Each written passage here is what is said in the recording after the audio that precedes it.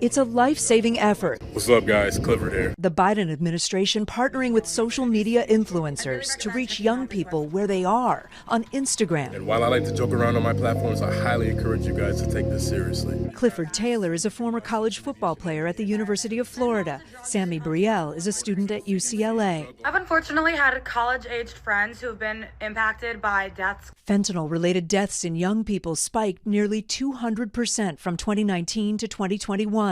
Some of that increase because counterfeit pills contain fentanyl, and 6 out of 10 can be deadly. We have an American dying every 5 minutes around the clock. That's why the administration's drug czar, Dr. Rahul Gupta, launched this new campaign. What's the message that you're trying to get out to young people? Know what is in the drug supply.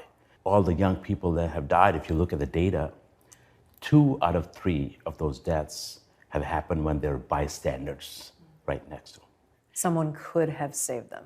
To me, as a physician, it's really important to provide the tools and to empower the youth of our country to be able to become lifesavers. Naloxone is a medicine that can reverse an opioid overdose, and carrying it can help save someone's life. Naloxone, or Narcan, reverses opioid overdoses. It's already available in pharmacies in most states. Now the nasal spray is approved over the counter. Dr. Gupta says it should be on store shelves by summer. I think it's really important to normalize bringing around naloxone or Narcan in your bags, especially to parties. Digital ads will appear on college campuses, in bars and restaurants, even at the gas pump. I can hear critics thinking or saying, is encouraging people to carry Narcan admitting defeat, admitting that we can't control the flow of fentanyl coming into this country?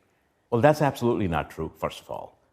And one of the things we have to be careful about is making sure that we do everything in our power to save lives first and foremost. But at the same time, don't let up, and we're not letting up in our ability to reduce and go after the bad guys that are producing it. In some parts of the country, Narcan is free in vending machines. The administration working to increase access and reduce the price, which at some stores can still cost around $100, hoping to convince more and more young people to carry it. I love you guys so much, and please, stay safe. Kate Snow, NBC News, Washington.